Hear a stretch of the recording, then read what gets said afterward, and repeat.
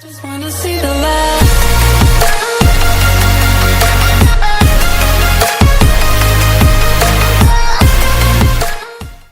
Hey everyone, welcome back to CodeFlow. In this video, we'll explore Rigidbody in Unity, how it works, and how to move a game object like a ball using AddForce in the forward direction. Let's dive in.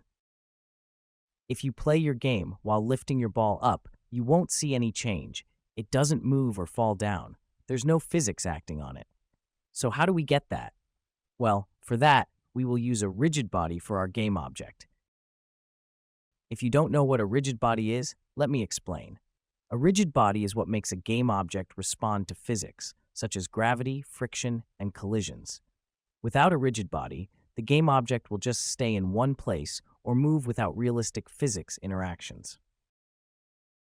Let's add a Rigidbody to our player and see what happens. To do that, select the player, go to the inspector, click Add Component, and search for Rigidbody.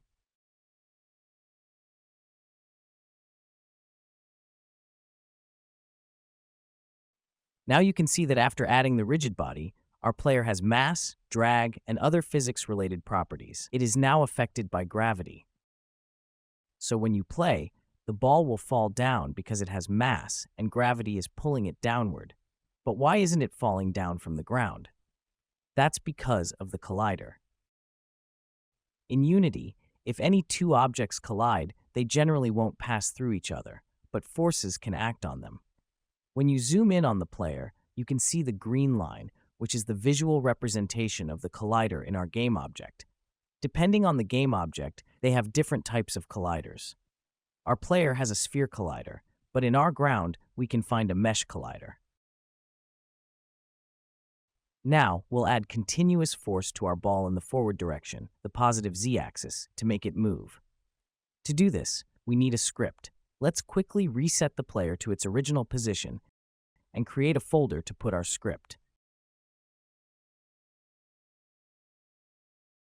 Then we'll add a script and name it Player Movement. Don't forget to attach it to the player. Now, our script is attached to the player, so we can get the Rigidbody of the player in our script. Let's create a private variable RB of type Rigidbody. Now, let me introduce the awake method. In Unity, the awake method is typically used for initializing variables or references to components, as it ensures that all components are initialized before any other method is called. So let's get rid of the start method and use awake instead. In the awake method, we will set the RB variable to the Rigidbody of the game object to which this script is attached, in this case, our player.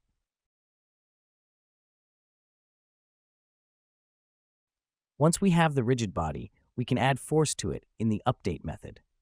We will add force in the forward direction, multiplied by the speed 1000, and multiplied by time.deltaTime, and set the force mode to force. You might be wondering about the role of time.deltaTime in our script. DeltaTime represents the time that has passed between each frame, and it helps ensure that movement and forces are applied consistently, regardless of the frame rate.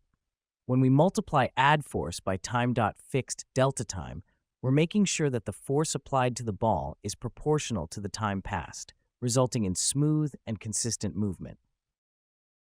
Now, when you run the game, our ball rotates and moves forward on the z-axis. It also moves downwards along the negative y-axis when it falls from the ground.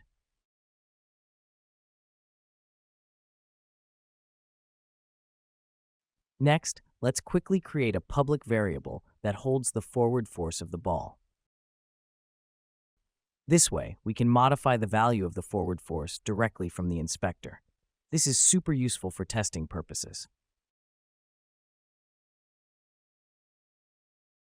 In Unity, both Update and FixedUpdate are used to handle game logic, but they serve different purposes. especially when it comes to physics and frame rate independent calculations. Physics calculations, such as forces, gravity, and collisions, are processed in FixedUpdate, not in Update. Using FixedUpdate for physics ensures that the physics system runs at consistent intervals, preventing issues with object movement or forces being applied inconsistently. So, let's quickly change the update method to FixedUpdate. And since we are now in FixedUpdate, we also need to change deltaTime to fixed deltaTime. Now it's time to make our player's movement more realistic. While we're adding continuous force to move our ball, the speed grows rapidly, and it keeps accelerating. After the ball reaches a fixed speed, we want to make the speed constant until we decide to change it. To make this work, let's refactor the forward force to 500. Also, remember that if the force is too low, the ball might never reach the speed you want because of drag and other resistances. Now, we'll create a target speed, or top speed, where the ball's speed will become constant at 100. In FixedUpdate, we'll first calculate the current forward speed of the ball, which is the linear velocity of the rigid body in the z direction. Now, if our current speed is less than the target speed, we'll continue adding force to the ball to make it accelerate.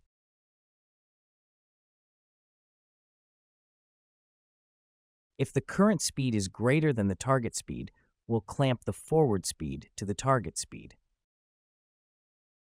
So first, we'll create a vector3 variable to store the clamped velocity, which will be equal to the linear velocity of the rigid body.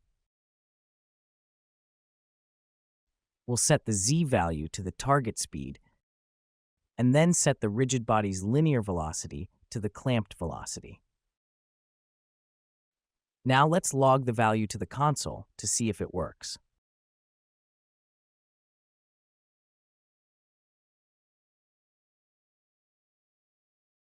When you play the game, you'll see the ball moving forward and its speed will increase. After reaching the target speed, it will clamp to that speed and move at a constant velocity. Fantastic! How are you guys doing? I hope you enjoyed this video. If you have any questions or difficulties, feel free to leave a comment below. And don't forget to like, share, and subscribe to the channel for more Unity tutorials.